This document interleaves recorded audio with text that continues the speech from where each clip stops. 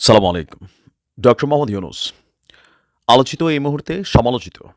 যেহেতু তিনি সরকার প্রধান, এই সরকারের যতগুলো ভালো কাজ হবে সেটার ক্রেডিট যেমন তিনি পাবেন, আবার যেই জায়গাগুলোতে বিতর্ক হবে, খারাপ হবে সেগুলোরও কিন্তু দায়ভার তাকেই গ্রহণ করতে হবে। তবে ক্ষমতায় বসার পর এই প্রথমবারের মতন তিনি এমন এক সিদ্ধান্ত নিয়েছেন তার সরকার, যেটা ১৮ কোটি বলেন, ২০ কোটি বলেন, পুরো বাংলাদেশের মানুষকে একটা বড় ধরনের ঝামেলা থেকে মুক্তি দিল।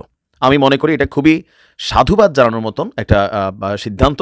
আর এতে সবচেয়ে বেশি আমরা যারা প্রবাসীরা আছি, বিশেষ করে যারা বিদেশগামী বা প্রবাসী আছি, তারা সবচেয়ে বেশি আমরা এখানে বেনিফিটেড হতে চাচ্ছি। দর্শক, আমরা সবাই প্রত্যেকেই ব্যক্তিজীবনে আপনার পাসপোর্ট করি। তো গতানুগতিক ধারায় পাসপোর্টের মধ্যে একটা ঝামেলা হচ্ছে কি, নর্মালি একটা পাসপোর্টের ক্ষেত্রে জাতীয় পরিচয়পত্র, জন্ম নিবন্ধন, এই দুটাই হচ্ছে পাসপোর্টের আপনার যে ইস্যু করা হয় সেটার মূল ভিত্তি। কিন্তু এই দুটি সঠিক থাকলেও পাসপোর্ট দেওয়ার ক্ষেত্রে আমাদের দেশে একটা চিরাচরিত প্রচলিত রীতি আছে, সেটা হচ্ছে পুলিশ ভেরিফিকেশন। আর এই পুলিশ ভেরিফিকেশনের ফাঁদে আমাদের অনেক পুলিশ কর্মকর্তাদের মাসাল্লাহ ভালোই ইনকাম হয়, কিন্তু অনেক মানুষ এটার জন্য অতিরিক্ত টাকা খরচ করতে হয়। মানে যাদের সামান্য একটু সমস্যা আছে তারা হাজার হাজার টাকা চুক্তি করতে হয়। আর এই যে একটা বিশাল ঝামেলা, এগুলো থেকে অবশেষে এই জাতিকে মুক্তি দিয়েছে ডক্টর ইউনূসের সরকার। পাসপোর্টের ক্ষেত্রে এখন থেকে আর পুলিশ ভেরিফিকেশন আপনার থাকছে না। শুধুমাত্র পাসপোর্ট নতুন করার ক্ষেত্রে যে বিষয়টা থাকছে না তাও না, আমরা যখন নবায়ন করতে যাই, মানে পাসপোর্টের মেয়াদ যখন শেষ হয়ে যায়, নতুন করে পাসপোর্ট রিনিউ করতে গেলে তখনও কিন্তু পুলিশ ভেরিফিকেশনের একটা ইস্যু থাকতো, সেই জায়গা থেকেও সরে এসেছে সরকার। আর আপনার স্বরাষ্ট্র মন্ত্রণালয়ের সূত্রে এই তথ্য জানা গেছে যে পাসপোর্টের জটিলতা নিরসনের লক্ষ্যে সচিবালয়ে স্বরাষ্ট্র মন্ত্রণালয়ের জ্যেষ্ঠ সচিব ডক্টর নাসিমুল গনির সভাপতিত্বে একটি সভা অনুষ্ঠিত হয়, যেখানে আপনার উপদেষ্টা পরিষদের সভায় মতামতটা যেটা আসছে যে এই ভেরিফিকেশনে আসলে ফাইনালি কি করা যায়।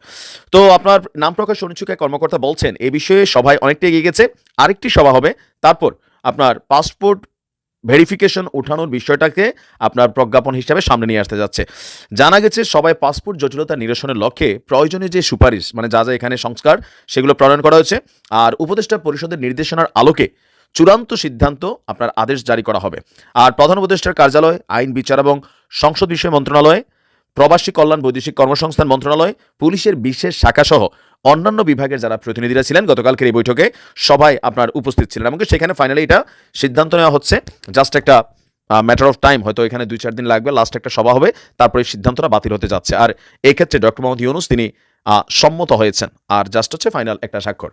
এখন আমার কাছে মনে হয়েছে এটা কেন খুবই গুরুত্বপূর্ণ, দেখেন এটা সবচেয়ে বেশি হয়রানির শিকার হয়েছে যারা পলিটিক্যালি দুই একটা মামলা টামলা খাইছেন। এখন কিছু মামলা আছে মেজর, কিছু আছে মাইনর। যেমন কারোর বিরুদ্ধে আমসুরি, ডাবসুরি অথবা মিথ্যা হেয় প্রতিপন্ন করা কিছু মামলা আছে। তো এগুলা হয়তো কি লোকাল যে থানাতে আছে সেখানে এই ভেরিফিকেশনটা গেলে সেখানে স্থানীয় মেম্বার চেয়ারম্যানের কাছে সম্ভবত একটা কল যাইতো। তো তাদের মাধ্যমে আবার আমাদের থানা থেকে যেই মানে পুলিশ কর্মকর্তারা যাইতেন, তো পলিটিক্যালি অনেক সময় ঝামেলার মধ্যে পড়তে হইতো।